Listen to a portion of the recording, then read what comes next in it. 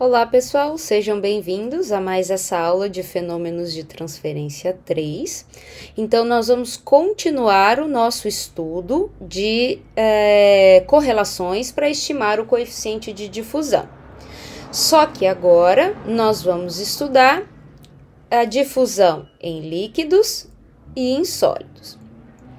Pessoal, só relembrando, quando a gente estudou a difusão em gases, vocês perceberam que nós estudamos a correlação de Chapman-Skog para o cálculo da difusividade de um par de moléculas, ou seja, eu quero saber a difusividade da espécie química A na B, e a correlação de Will que nós utilizamos para calcular a difusividade de A numa mistura M contendo N componentes, certo?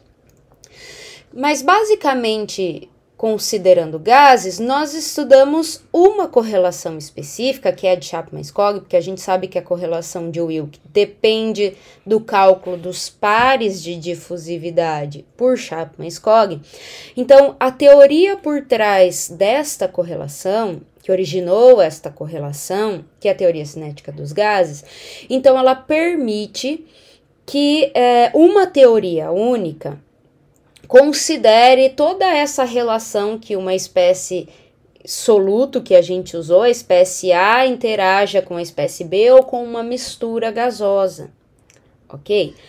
Para líquidos, a gente vai ver que isso é de um pouquinho diferente. Então, não existe uma teoria única que consegue prever como as espécies líquidas, um soluto e um solvente, se interagem entre si, porque eu posso ter vários tipos de interações, certo? Isso vai acontecer com líquidos e sólidos, então a gente vai ter diferentes correlações que a gente vai estudar.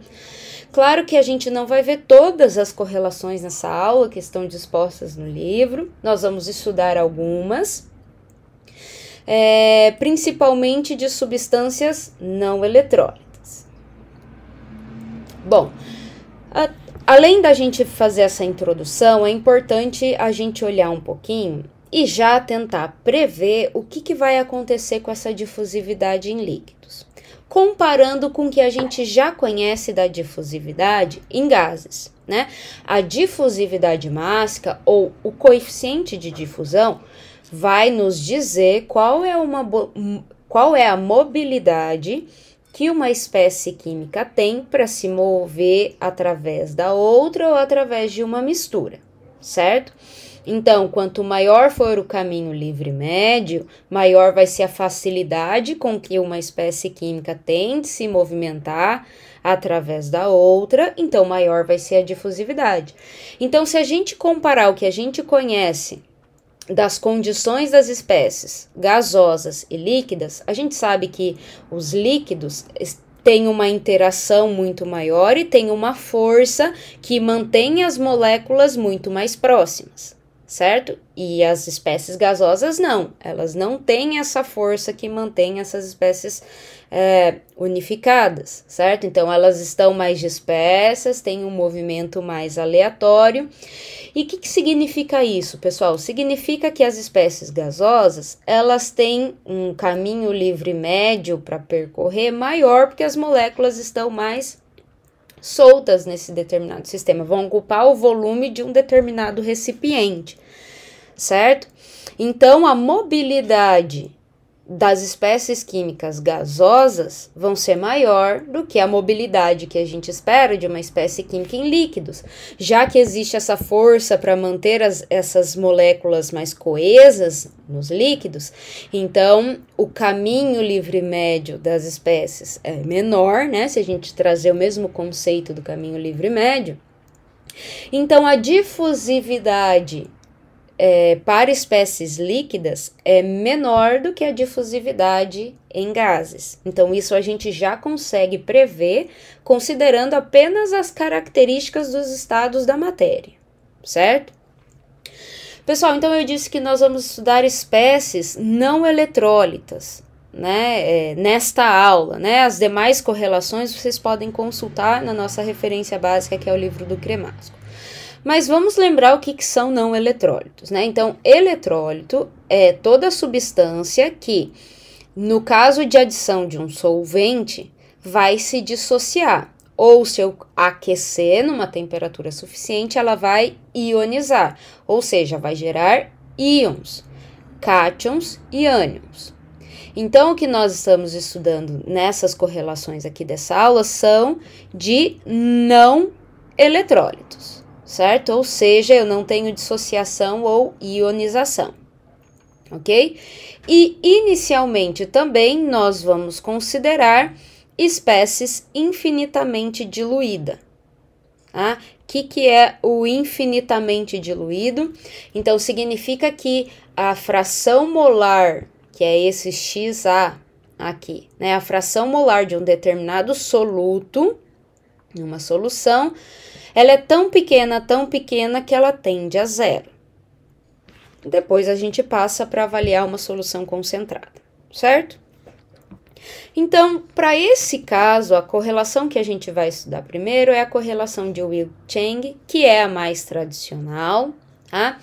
Então, perceba que a cara da equação, ela fica aqui bem diferente, porque ela já está levando em consideração essas forças moleculares que mantêm as espécies coesas. Tá? Então, vejam bem, o DAB para uma solução infinitamente diluída, a gente usa esse grau aqui, né? Esse subscrito grau para indicar que é uma solução infinitamente diluída. Então, olha o que nós temos, é o DAB. Então, para essa correlação, nós estamos considerando a difusividade da espécie química A na B, certo? Então, é um soluto e um solvente. Então, multiplicado pela viscosidade do solvente, então isso daqui é a viscosidade do solvente, dividido pela temperatura do sistema, é igual a essa constante. Tem esse parâmetro aqui, que é o parâmetro de dissociação ou de associação do solvente. Então, na verdade, esse parâmetro vai me dizer quão unido está esse solvente, devido às forças de coesão. É função da massa molar do solvente e do volume molar do soluto à temperatura de ebulição, que a gente já viu, a gente encontra esses valores tabelados. Então, o parâmetro de associação do solvente também é um valor tabelado e nós vamos encontrar a viscosidade dos principais solventes também nas tabelinhas que o próprio Cremasco traz. Então, percebam que a unidade do DAB, quando a gente utiliza essa equação, vai ser centímetro ao quadrado por segundo. Então, devido a esse valor constante aqui, as conversões de unidades já foram postas, então, obrigatoriamente, nós vamos entrar com a viscosidade em centipoase, a temperatura em Kelvin. O parâmetro de associação do solvente é adimensional, a massa molar em grama por mol e o volume molar, não está aqui, mas em centímetro cúbico por mol. Então, cuidem das unidades de entrada da equação, para que não vai ser necessário fazer conversão, vai ser necessário fazer conversão se as unidades não estiverem nessas dispostas aqui, e o resultado, então, vai sair em centímetro quadrado por segundo para o DAB, certo? Então, perceba que o solvente, nós temos várias propriedades do solvente nesta equação, viscosidade, o parâmetro de associação, a massa molar. Então, a difusividade, ou seja, essa mobilidade que um soluto tem num solvente líquido, depende muito das características desse solvente. Então, esta correlação é válida para um par de moléculas, um soluto e um solvente, para soluções não eletrólitos e infinitamente diluídas. Para esse caso, essa correlação é a mais tradicional. Centipoase, para quem não se lembra, é uma unidade de viscosidade, que é o milipascal vezes segundo. Centipoase é a mesma coisa que milipascal por segundo, só para relembrar. O parâmetro de associação do solvente, então, existem valores para os principais solventes utilizados nas soluções, certo? Então, ele vai ser exceto para os principais solventes. Água nós vamos usar 2,6, quando for metanol 1,9, quando for etanol 1,5. Então, água, metanol e etanol são os principais solventes. Quando for utilizado outro solvente, o parâmetro de associação vai ser um valor unitário. A correlação de Sidik-Lucas, pessoal, então também é uma correlação que a gente utiliza para líquidos, tá? E a condição aqui desta correlação é que ele separa, a correlação é um pouquinho diferente quando eu tenho líquidos orgânicos como solvente, então isso aqui, né, principalmente vai ser o solvente, né, ou quando for líquidos inorgânicos. Claro que a gente não vai misturar, a ideia não, essa correlação não é válida, por exemplo, para um caso de emulsão, que eu tenho a dispersão de um óleo na água, por exemplo, né? Ou até mesmo o contrário. Então, para esses casos, eu preciso ir atrás de uma correlação específica. Mas quando eu tenho líquidos orgânicos, então eu vou ter essa correlação, que o resultado também vai ser em centímetro quadrado por segundo do DAB. Também é função da viscosidade do solvente, tá? Então, vai depender do tipo de solvente orgânico. E depende também dos volumes molares à temperatura de ebulição do soluto e do solvente, nesta relação que apresenta aqui a equação. Para líquidos inorgânicos, pessoal, qual é o principal solvente inorgânico? Água, né? Então, é por isso que aqui na viscosidade ele apresenta um MiW, W de water, de água, tá bom? Então, é sim a viscosidade do solvente, mas o principal solvente inorgânico é a água, né? Então, DAB vezes a viscosidade da água dividido pela temperatura vai ser uma constante, parece mais uma vez a viscosidade da água e o volume molar à temperatura de ebulição do soluto, que é a espécie química A, certo? Lembrem bem disso, pessoal, quando a gente coloca DAB, a primeira espécie é o soluto e a segunda vai ser o solvente. Opa, vamos dar uma apagada nisso. Solvente, já vou terminar ali de escrever. Solvente, muito bem. Certo? Então, a gente usou da liberdade, né? A gente usa essa nomenclatura soluto-solvente para líquidos, mas lá em gases, vocês perceberam que eu também usei essa, por liberdade poética, também utilizei essa nomenclatura porque é mais fácil da gente entender, certo? Mas, geralmente, a nomenclatura correta é usar soluto-solvente para líquidos, né? Pessoal, e aqui nessa tabelinha...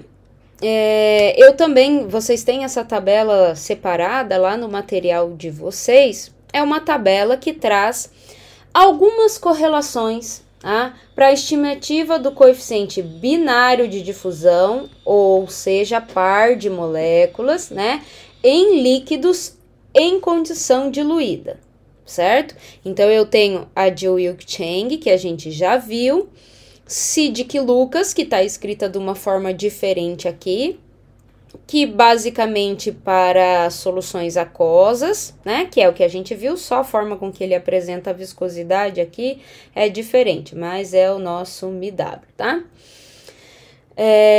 Sidik-Lucas para orgânicos, que tá aqui também é a nossa viscosidade, tá? E tem mais uma, pessoal, que é a de Giancopoulos, que é uma mais atual, ó, de 1993, que ela é indicada especificamente para açúcares, proteínas, quando são solutos, tá? Então, principalmente de aplicação na indústria de alimentos, tá? Muitas vezes precisa desse cálculo da difusividade para você modelar alguns processos. Então, essa é uma correlação aí utilizada especificamente quando os solutos são açúcares e proteínas, certo? Então, são algumas das correlações, certo? Pessoal, e quando nós temos soluções concentradas? Aí nós vamos ter que fazer 2 cálculos para depois ponderar, né? Então, pessoal, se a gente quiser calcular a difusividade de um DAB, então aqui eu tenho soluções líquidas, pares de moléculas. Então, é uma mistura binária, né? E essa solução, ela é concentrada. O valor dessa difusividade, vocês concordam que ele vai estar entre 2 limites, considerando a mudança de quem é o soluto? Então, esse valor de DAB para uma solução concentrada, ele pode assumir o menor valor de quando eu tenho o meu A como soluto em menor concentração e o B quando solvente, e o seu maior valor, então quando a quantidade de A é tão grande que ele é o solvente e o B é o soluto. Então, ele vai estar entre esses 2 limites de difusividades, considerando que essa solução fosse infinitamente diluída. Então, como que a gente pondera? Então, primeiro, nós vamos ter que usar alguma das correlações apresentadas anteriormente para calcular esses 2 pares de difusividade, mudando quem é o soluto e quem é o solvente.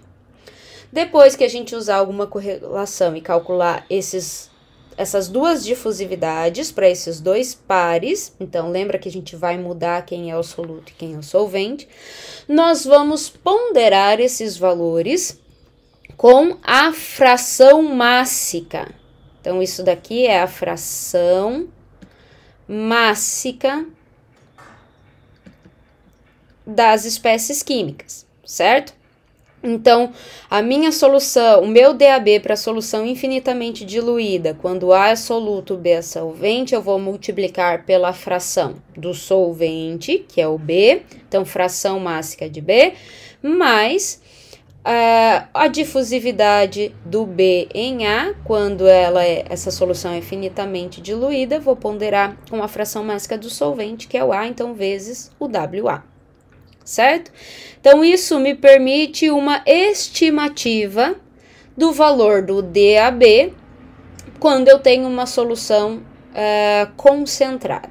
Então, essa é uma estratégia para a gente estimar o valor do DAB, certo? Então, não necessariamente essa estimativa vai ter uma precisão com valor experimental, mas é uma forma, sim, bastante utilizada, com um erro pequeno, que nos permite estimar a difusividade de uma espécie química A numa outra B, quando ela está numa solução concentrada.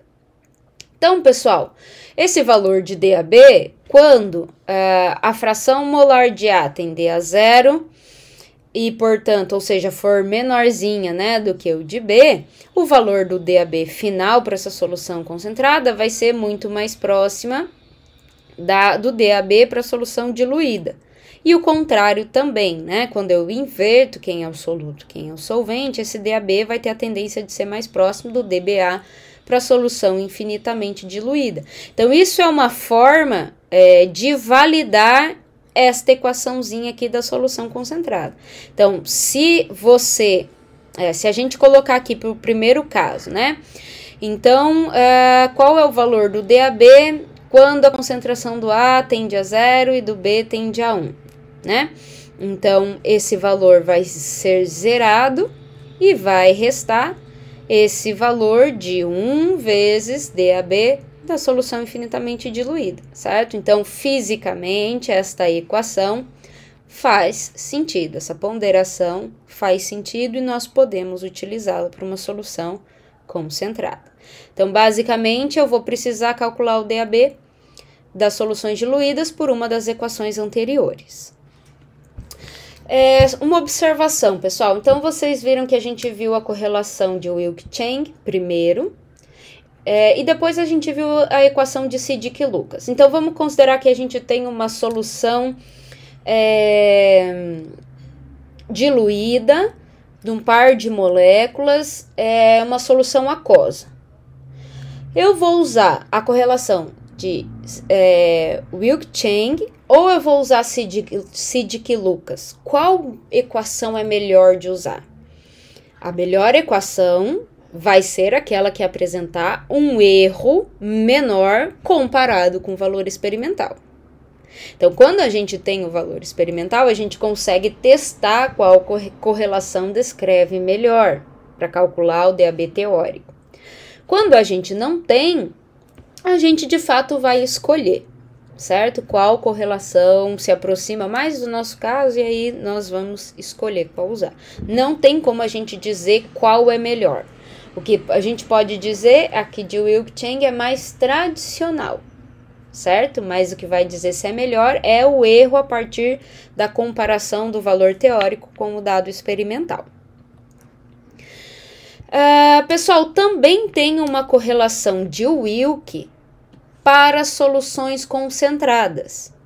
Então, basicamente, a gente vai ponderar também com as frações mássicas de quem é o solvente e o soluto, também vai ter que calcular os pares de difusividade, considerando as soluções infinitamente diluídas, mas ele acrescenta aqui a viscosidade do solvente também.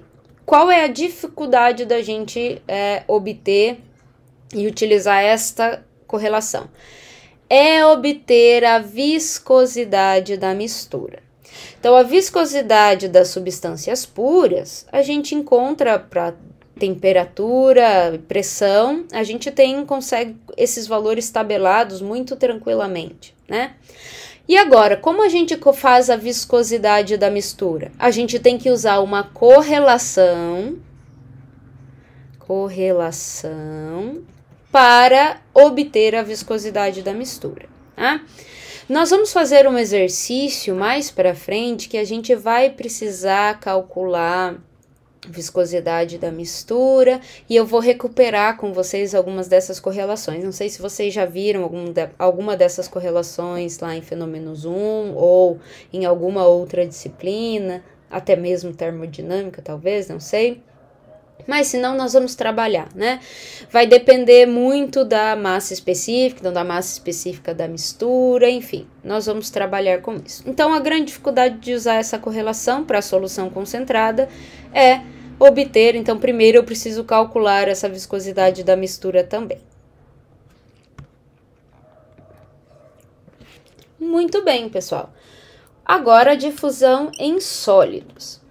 Muito bem, vamos mudar de novo o nosso chip, então pensando como que a difusão, como que uma espécie química pode ter mobilidade dentro de um sólido. Então, se as forças de coesão para as espécies líquidas são mais fortes que gases, com sólidos elas são ainda mais fortes, certo? Então, a mobilidade de uma espécie química dentro de um sólido vai ser ainda mais difícil e mais complexa, certo? Então, a gente vai usar a teoria do salto energético para descrever essa difusão em sólidos, certo? Então, comparando a difusividade em gases, líquidos e sólidos, a gente sabe, pelas forças de coesão, que mantém as moléculas unidas, a difusividade em gases, a gente prevê que os valores sejam maiores do que a difusividade em líquidos e que é maior que a difusividade em sólidos, certo?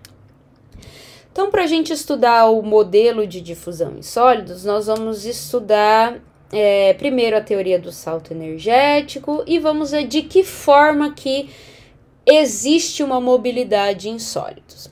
Então, primeiro, pessoal, os nossos sólidos, eles podem ser compactos ou porosos. Então, a difusão em sólidos compactos, em sólidos porosos, ela é diferente e vai ser calculada por modelos diferentes. Então, vamos começar com os sólidos compactos. Então, de que forma que pode acontecer a difusão num sólido que é compacto? Sólido poroso, eu tenho os poros e essa espécie vai se difundir dentro desses poros. Pode se difundir dentro dos poros. Agora, no sólido compacto, não. No sólido compacto, basicamente, vai haver mobilidade de uma espécie química quando houver vazios nesse retículo, certo? Então, basicamente, o nosso mecanismo vai ser a ocupação de vazios. Esses vazios, pessoal, podem acontecer em diferentes lugares dentro dessa estrutura desse retículo, né? Então, eu tenho um mecanismo intersticial, que basicamente o meu soluto, vou usar aqui também o soluto e solvente para facilitar o nosso entendimento. Então, o soluto, que é essa espécie que eu estou pintando aqui em preto, ela tem que ser menor do que as moléculas e os átomos que compõem esse retículo. Porque ela vai ocupar esses espacinhos vazios aqui que existe entre a estrutura do retículo, entre as pontas ali onde os átomos são colocados na estrutura molecular, certo? Então, mecanismo intersticial, a espécie química vai ter mobilidade no interstício, certo? Então, portanto, para esse mecanismo, o soluto tem que ser menor que o solvente, certo? Que são os átomos que compõem esse sólido. Então, ele basicamente vai saltar desse espaço para o próximo, ele salta daqui para cá. Como isso acontece, a gente já vai ver. Tem um mecanismo interfacial, pessoal. No mecanismo interfacial, os átomos do soluto podem ter o mesmo tamanho da matriz, certo? Mas eu vou precisar ter uma falha dentro desse retículo, desse sólido. Então, por exemplo, essa parte branca aqui, ó, é uma falha. Eu tenho esse espaço que não é ocupado por nenhum átomo. Então, um determinado soluto, as espécies vão conseguir se movimentar a partir do momento que elas vão ocupar esse espaço. Então, esse soluto que é mais escuro vai empurrar esse átomo que está do lado para cá e vai ocupar o lugar dele, certo? Então, esse é o mecanismo interfacial. Agora, como que essas espécies conseguem sair de um ponto a outro num sólido? Então, o que explica isso é a teoria do salto energético ou também teoria de Erwin, tá? Não sei se vocês já viram, acredito que vocês já tenham visto esta teoria na física ou em alguma disciplina que fala um pouquinho de poço de potencial, de ganho de energia, tá? Então, basicamente, o que é isso? Então, olhando para o mecanismo interfacial, que é esse primeiro caso.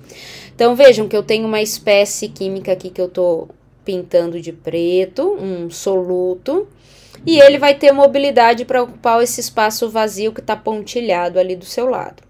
Para ele sair daqui e chegar aqui, o que vai acontecer? Então, eu tenho o gráfico aqui embaixo que me dá energia pela direção, pelo percurso da difusão, vai para qualquer lado, mas o espaço vazio tá aqui do lado direito, né? Então, essa molécula, esse átomo aqui que tá aqui, ele tem aqui o seu nível de energia, ele tá estável aqui nessa posição, com o nível de energia baixo, né? Por isso que ele tá mais estável ali. Então, para ele sair desse ponto e atingir o seguinte, ele vai ter que ganhar energia, então ele vai ter que ganhar esse tantão de energia aqui, né, para sair desse ponto, ganha energia e atingir o outro ponto também no nível de energia baixo, mais estável. Então, ele ganha energia e salta, certo? E ocupa o espaço vazio, ok? Agora, o mecanismo já intersticial, a gente sabe que a espécie, ela é soluto, né, que está se movendo, que tem mobilidade, ela é menor do que as espécies, os átomos que compõem o retículo sólido. Então, também, ó, esse soluto preto, que é essa bolinha preta que tá ali, tá aqui no seu nível de energia mais baixo, mais estável possível.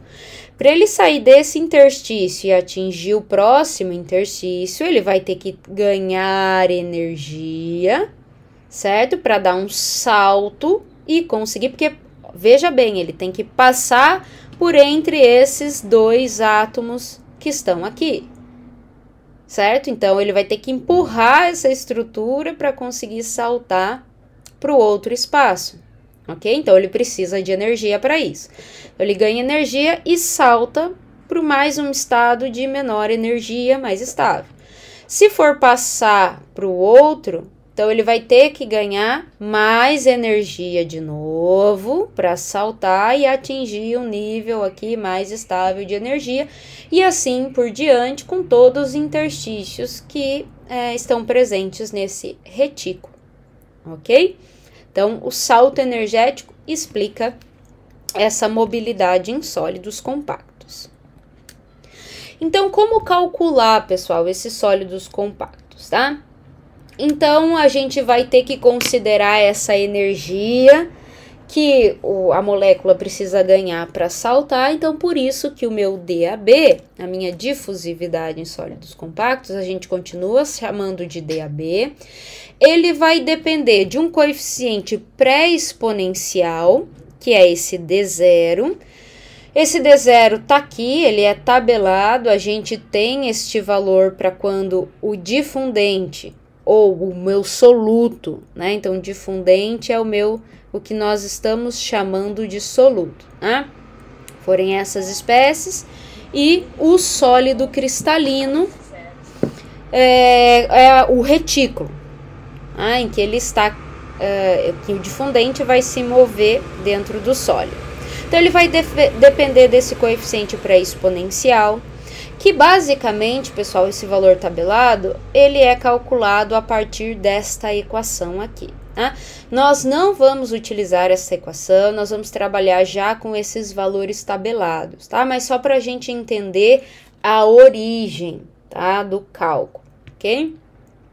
E de energia, né, pessoal? Energia que precisa ganhar, que essa espécie precisa ganhar para conseguir fazer aquele salto, né? Então, a energia de ativação difusional, certo? A constante dos gases que a gente já conhece e a temperatura desse retículo que nós estamos estudando, certo?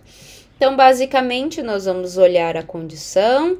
Obviamente, se a gente for trabalhar com algum sólido que não está presente nessa tabela, eu vou passar os valores para vocês do coeficiente pré-exponencial e da energia de ativação difusional, ok? Então, atenção para as unidades, tá bom? Então, a unidade do DAB é centímetro quadrado por segundo, então as unidades já estão tabeladas aí nos seus valores corretos, e a constante dos gases para fechar as unidades, porque a energia está em caloria por mol, então nós vamos usar a constante dos gases em caloria por mol também, tá? Então tá aqui posto o valor que a gente vai usar, ok?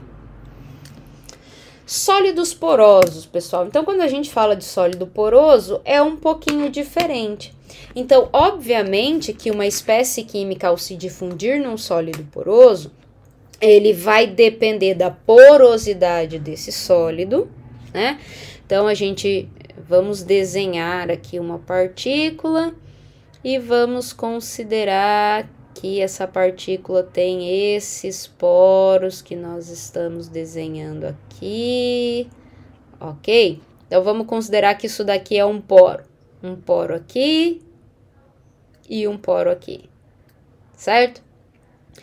Então, além da quantidade de poros, que é a porosidade desse sólido, também vai depender da tortuosidade, certo? O que é tortuosidade? Então, tortuosidade é a medida da distância percorrida pelo soluto. Então, qual é toda a distância que esse soluto tem que percorrer para percorrer esse poro, pelo comprimento nominal do sólido. Qual seria se eu juntasse todos os comprimentos, todas essas distâncias percorridas dos poros da molécula, eu teria esse comprimento nominal do sólido, né? São técnicas experimentais que a gente precisa fazer para obter esses valores, tá? Existem algumas técnicas, né? Então, por que a tortuosidade também é importante, pessoal? Porque difusividade me dá a mobilidade de um soluto. Então, vai depender da facilidade ou não. Se a tortuosidade for grande, vai afetar a mobilidade? É claro que vai afetar a mobilidade de uma determinada espécie química nesse poro, certo? E a definição de porosidade seria o volume de poros abertos. Então, é como esse eu tenho um poro aberto aqui, que ele sai daqui, vai até aqui, né? Esse é um poro aberto também. E eu posso ter aqui, ó, um poro fechado, ou seja, não tem ligação. A espécie não consegue atingir esse valor do poro, certo? Então, a porosidade, a minha molécula só vai conseguir atingir os poros abertos, então por isso que me dá a relação de poros abertos pelo volume total da partícula, ok? Inclusive, o volume de poros fechados faz parte do volume total da minha partícula. Então, para descrever a difusão em sólidos porosos, nós temos aí 3 mecanismos que basicamente vão depender do tamanho das espécies químicas e do tamanho dos poros, né? Então, nós temos a difusão de Fick, que ela vai ser calculada e é chamada de D efetivo, que basicamente seria o cálculo do meu DAB, então, da difusividade de A no ar, por exemplo, que eu posso ter ar também desses poros, então vai ser o valor desse DAB, do A se difundindo nesse ar, vezes a porosidade dividido pela tortuosidade. Isso me dá o D efetivo, certo? De uma espécie química. Então, porque nesse momento eu estou interessada na difusividade de um soluto nos poros de um sólido poroso, certo? Por isso que eu preciso do DAB aqui primeiro e relacionar com a porosidade e a tortuosidade, certo? Então, nesse caso, o diâmetro da partícula, a lei de Fick, então ela vai ser a difusão de Fick, essa equação é utilizada num sólido poroso quando o diâmetro da partícula for muito, muito maior que o caminho livre médio. Quando isso acontece, uma molécula, então se eu tenho diâmetro da partícula não, perdão, tá? Esse dp é diâmetro do poro, né? Então vamos considerar que eu tenho aqui um poro e que ele tem esse diâmetro aqui, tá? E aí eu vou ter aqui outro poro que tem esse diâmetro aqui, certo? E eu tenho uma espécie química que vai se difundir nesses 2 poros. Se eu tenho um poro com maior diâmetro, certo? As espécies químicas que vão se difundir neste poro têm chance de se chocar umas com as outras primeiro do que se chocar com a parede do poro. Diferente de que se eu tenho um diâmetro de poro pequeno, essa partícula ao se difundir, esse soluto ao se difundir para dentro do poro, vai obrigatoriamente se chocar com a parede e mudar a direção do seu deslocamento, certo? Então, a difusão de Fick é quando eu tenho um diâmetro de poro maior, certo? Ou seja, mais macroporos, certo? Ou até mesmo mesoporos, também a gente utiliza bastante a difusão de Fick. Agora, a difusão de Knudsen é quando o meu diâmetro de poro tem a mesma ordem de grandeza do caminho livre médio, aproximadamente igual ao caminho livre médio, e que as moléculas então se chocam com a parede dos poros de preferência, em primeiro momento, certo? Então, a difusão de Knudsen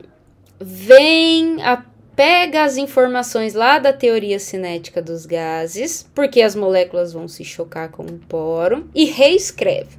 Então, Knudsen propôs que a difusão, neste caso, seja calculada por 1/3 da velocidade da espécie do soluto vezes o diâmetro do poro. Então, já que o diâmetro do poro tem aproximadamente o mesmo tamanho do caminho livre médio, basicamente nós vamos apenas substituir o caminho livre médio pelo diâmetro do poro, ok? E essa é a velocidade média molecular do soluto. Então, geralmente a gente utiliza a difusão de Knudsen para sólidos mais microporosos, né? Professora, quando eu não sei o tamanho do poro. Quando eu não conheço, eu tenho um sólido, mas eu não faço ideia dos tamanhos de poro, né? Então, essa classificação, micro, macro e mesoporos, ela tem uma classificação da IUPAC, tá? A IUPAC classifica o que é o macroporo, mesoporo e microporo. Quem tiver curiosidade, é só procurar que vocês vão encontrar essa informação bem fácil. Então, quando eu não sei, não conheço a porosidade de um determinado sólido, eu posso relacionar a lei de Fick com a lei de Knudsen, ou seja, eu não sei o tamanho do poro ou eu sei que essa espécie pode ter microporos, podem ter macroporos, pode ter mesoporos, ou seja, a distribuição de tamanho de poros. Então isso é uma análise que a gente faz também, então tem uma análise experimental que nos permite ter essa distribuição dos tamanhos de poros, e se ela tiver vários tamanhos, então a gente pode usar essa definição aqui, que vai ser a difusividade do A no sólido. Eu vou calcular o D efetivo, vou calcular a difusão de Knudsen e vou fazer essa relação. 1 sobre o D efetivo mais 1 sobre a difusão de Knudsen vai me dar a difusividade nesse sólido poroso quando ele tem vários tamanhos de poro ou eu desconheço esse tamanho de poros. Ok, pessoal? Então, o que nós tínhamos para ver sobre difusão em líquidos e sólidos era isso. Espero que vocês gostem da aula e nos vemos na próxima aula.